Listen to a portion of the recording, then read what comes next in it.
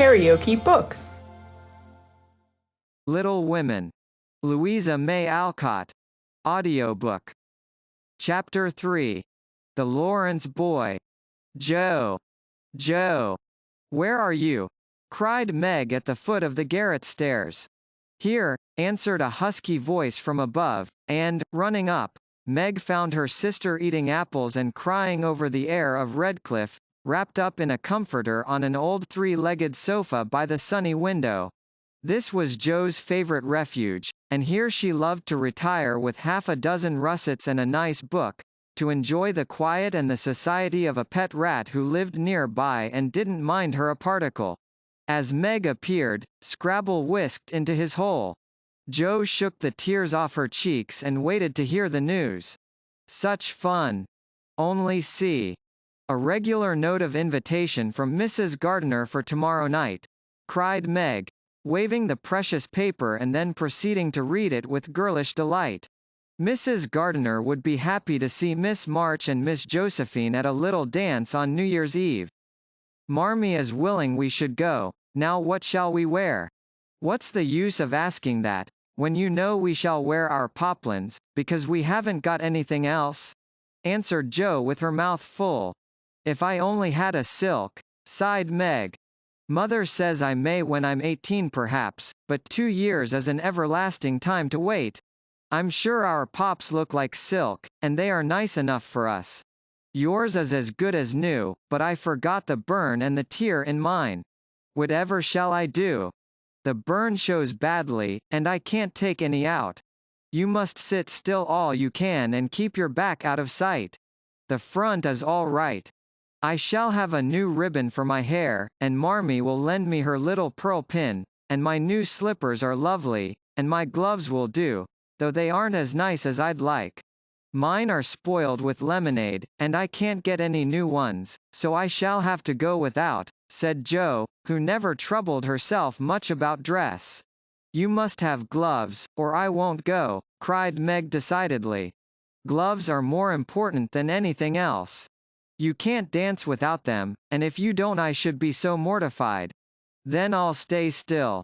I don't care much for company dancing. It's no fun to go sailing round. I like to fly about and cut capers. You can't ask Mother for new ones, they are so expensive, and you are so careless. She said when you spoiled the others that she shouldn't get you any more this winter. Can't you make them do? I can hold them crumpled up in my hand, so no one will know how stained they are. That's all I can do. No.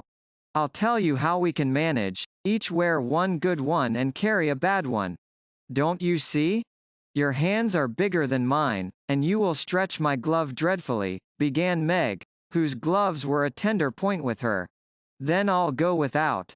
I don't care what people say, cried Joe, taking up her book. You may have it, you may. Only don't stain it, and do behave nicely.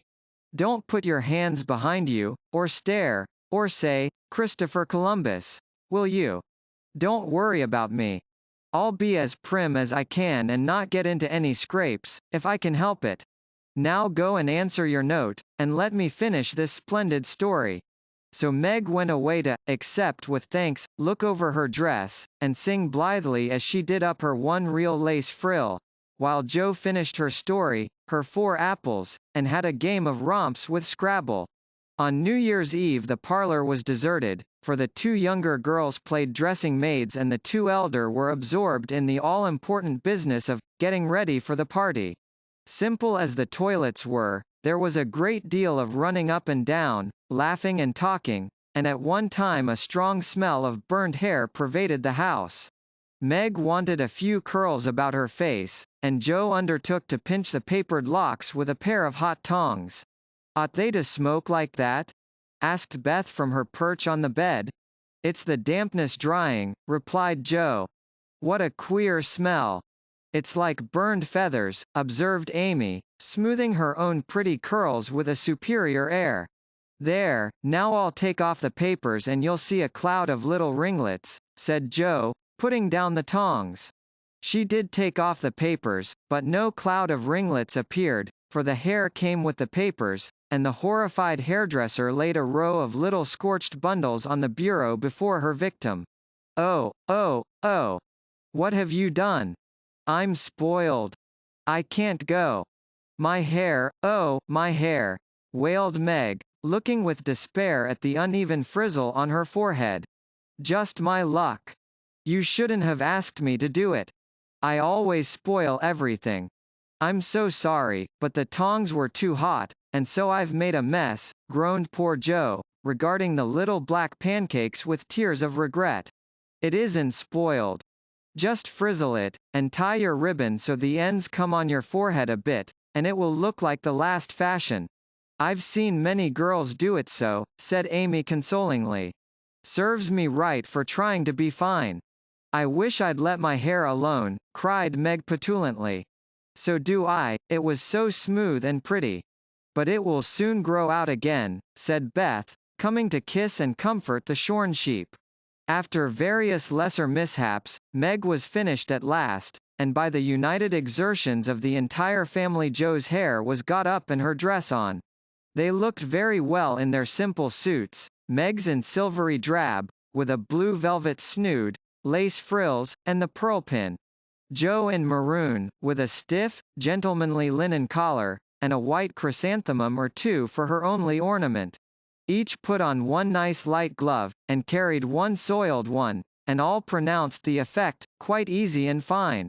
Meg's high-heeled slippers were very tight and hurt her, though she would not own it, and Joe's 19 hairpins all seemed stuck straight into her head, which was not exactly comfortable, but, dear me, let us be elegant or die.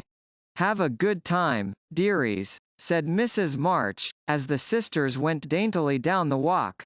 "Don't eat much supper, and come away at 11 when I send Hannah for you." As the gate clashed behind them, a voice cried from a window, "Girls, girls! Have you both got nice pocket handkerchiefs?"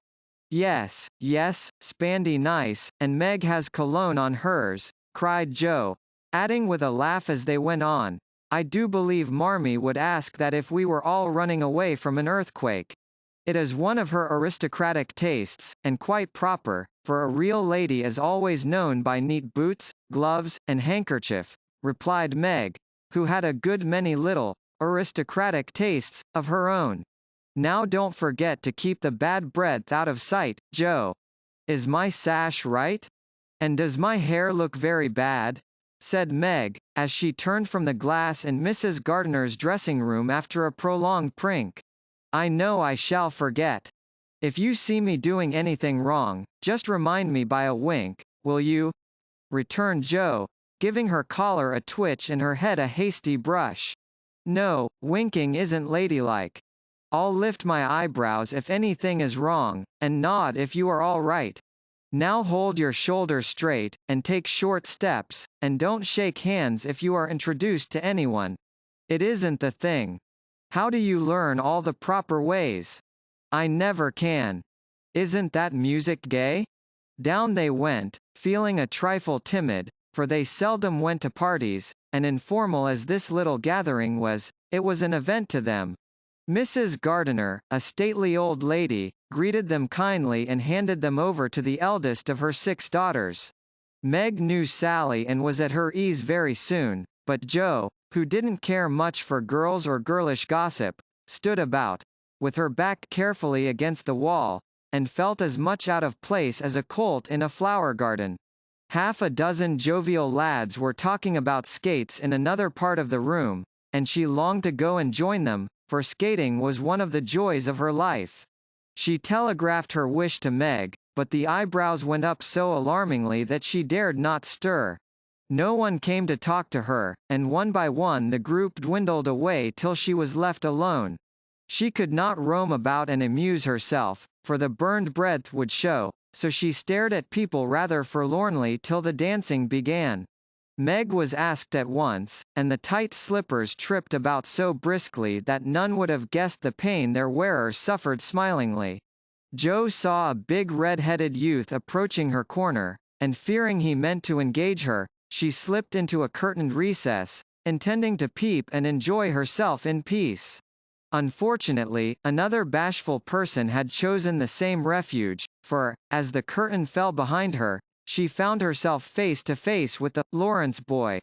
"Dear me, I didn't know anyone was here," stammered Joe, preparing to back out as speedily as she had bounced in. But the boy laughed and said pleasantly, though he looked a little startled, "Don't mind me, stay if you like." "Shan't I disturb you?" "Not a bit. I only came here because I don't know many people and felt rather strange at first, you know." "So did I. Don't go away, please, unless you'd rather." The boy sat down again and looked at his pumps, till Joe said, trying to be polite and easy, "I think I've had the pleasure of seeing you before. You live near us, don't you?" "Next door." And he looked up and laughed outright, for Joe's prim manner was rather funny when he remembered how they had chatted about cricket when he brought the cat home.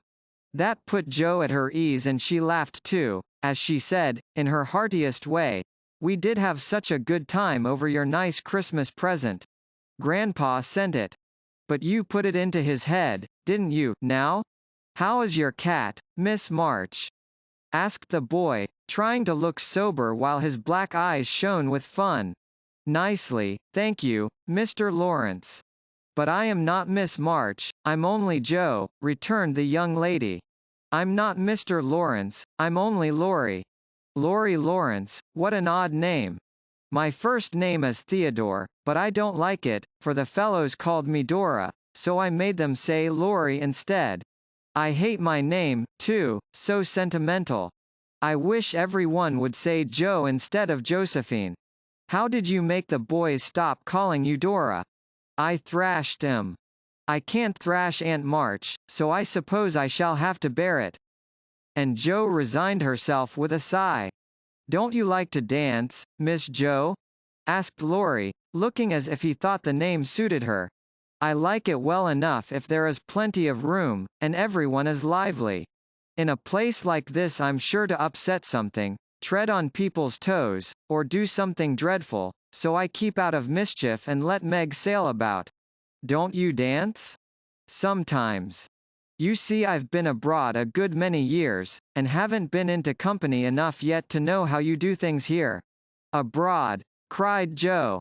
"Oh, tell me about it. I love dearly to hear people describe their travels." Laurie didn't seem to know where to begin, but Joe's eager questions soon set him going, and he told her how he had been at school in Vivi, where the boys never wore hats and had a fleet of boats on the lake, and for holiday fun went on walking trips about Switzerland with their teachers. "Don't I wish I'd been there!" cried Joe. "Did you go to Paris? We spent last winter there. Can you talk French? We were not allowed to speak anything else at Vivi." "Do say some. I can read it, but can't pronounce. Quel nom a cette jeune demoiselle en les pantoufles jolies? How nicely you do it. Let me see. You said, who is the young lady in the pretty slippers, didn't you?" "Oui, mademoiselle. It's my sister Margaret, and you knew it was." "Do you think she is pretty?" "Yes, she makes me think of the German girls, she looks so fresh and quiet, and dances like a lady." Joe quite glowed with pleasure at this boyish praise of her sister, and stored it up to repeat to Meg. Both peeped and criticized and chatted till they felt like old acquaintances. Laurie's bashfulness soon wore off, for Joe's gentlemanly demeanor amused and set him at his ease, and Joe was her merry self again, because her dress was forgotten and nobody lifted their eyebrows at her. She liked the Lawrence boy better than ever and took several good looks at him, so that she might describe him to the girls, for they had no brothers, very few male cousins, and boys were almost unknown creatures to them. Curly black hair, brown skin, big black eyes, handsome nose, fine teeth, small hands and feet. Taller than I am. Very polite, for a boy, and altogether jolly. Wonder how old he is. It was on the tip of Joe's tongue to ask, but she checked herself in time and, with unusual tact, tried to find out in a roundabout way. "I suppose you are going to college soon? I see you pegging away at your books." "No, I mean studying hard." and Joe blushed at the dreadful pegging which had escaped her. Laurie smiled but didn't seem shocked, and answered with a shrug. Not for a year or two. I won't go before 17, anyway. Aren't you but 15? Asked Joe, looking at the tall lad, whom she had imagined 17 already. 16, next month. How I wish I was going to college. You don't look as if you liked it. I hate it. Nothing but grinding or skylarking. And I don't like the way fellows do either, in this country. What do you like? To live in Italy, and to enjoy myself in my own way. Joe wanted very much to ask what his own way was, but his black brows looked rather threatening as he knit them, so she changed the subject by saying, as her foot kept time, "That's a splendid polka. Why don't you go and try it?" "If you will come too," he answered, with a gallant little bow. "I can't, for I told Meg I wouldn't, because—" There Joe stopped, and looked undecided whether to tell or to laugh. "Because, what? You won't tell?" "Never." "Well, I have a bad trick of standing before the fire, and so I burn my frocks, and I scorched this one, and though it's nicely mended, it shows, and Meg told me to keep still so no one would see it. You may laugh, if you want to. It is funny, I know." But Laurie didn't laugh. He only looked down a minute, and the expression of his face puzzled Joe when he said very gently, "Never mind that. I'll tell you how we can manage. There's a long hall out there, and we can dance grandly, and no one will see us. Please come." Joe thanked him and gladly went, wishing she had 2 neat gloves when she saw the nice, pearl-colored ones her partner wore. The hall was empty, and they had a grand polka, for Laurie danced well, and taught her the German step, which delighted Joe, being full of swing and spring. When the music stopped, they sat down on the stairs to get their breath, and Laurie was in the midst of an account of a students' festival at Heidelberg when Meg appeared in search of her sister. She beckoned, and Joe reluctantly followed her into a side room, where she found her on a sofa, holding her foot, and looking pale. "I've sprained my ankle. That stupid high heel turned and gave me a sad wrench. It aches so, I can hardly stand, and I don't know how I'm ever going to get home," she said, rocking to and fro in pain. "I knew you'd hurt your feet with those silly shoes. I'm sorry. But I don't see what you can do, except get a carriage, or stay here all night," answered Joe, softly rubbing the poor ankle as she spoke. "I can't have a carriage without its costing ever so much. I dare say I can't get one at all, for most people come in their own, and it's a long way to the stable, and no one to send. I'll go." "No, indeed.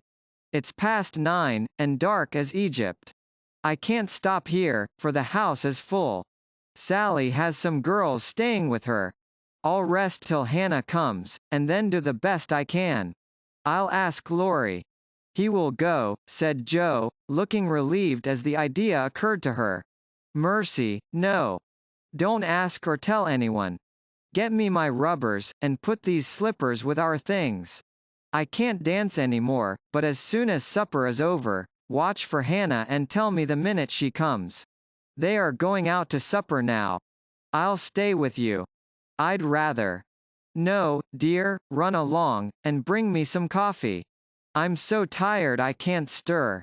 So Meg reclined, with rubbers well hidden, and Joe went blundering away to the dining room, which she found after going into a china closet, and opening the door of a room where old Mr. Gardiner was taking a little private refreshment. Making a dart at the table, she secured the coffee, which she immediately spilled, thereby making the front of her dress as bad as the back. "Oh, dear, what a blunderbuss I am!" exclaimed Joe, finishing Meg's glove by scrubbing her gown with it. "Can I help you?" said a friendly voice. And there was Laurie, with a full cup in one hand and a plate of ice in the other. "I was trying to get something for Meg, who was very tired, and someone shook me, and here I am in a nice state," answered Joe, glancing dismally from the stained skirt to the coffee-colored glove. "Too bad. I was looking for someone to give this to. May I take it to your sister?" Oh, thank you. I'll show you where she is. I don't offer to take it myself, for I should only get into another scrape if I did. Joe led the way, and as if used to waiting on ladies, Laurie drew up a little table, brought a second installment of coffee and ice for Joe, and was so obliging that even particular Meg pronounced him a nice boy. They had a merry time over the bonbons and mottos, and were in the midst of a quiet game of buzz, with 2 or 3 other young people who had strayed in, when Hannah appeared. Meg forgot her foot and rose so quickly that she was forced to catch hold of Joe, with an exclamation of pain. "Hush! Don't say anything," she whispered, adding aloud, "It's nothing. I turned my foot a little, that's all," and limped upstairs to put her things on. Hannah scolded, Meg cried, and Joe was at her wits' end, till she decided to take things into her own hands. Slipping out, she ran down and, finding a servant, asked if he could get her a carriage. It happened to be a hired waiter who knew nothing about the neighborhood, and Joe was looking round for help when Laurie, who had heard what she said, came up and offered his grandfather's carriage, which had just come for him. He said, "It's so early. You can't mean to go yet," began Joe, looking relieved but hesitating to accept the offer. "I always go early, I do, truly. Please let me take you home. It's all on my way, you know, and it rains, they say."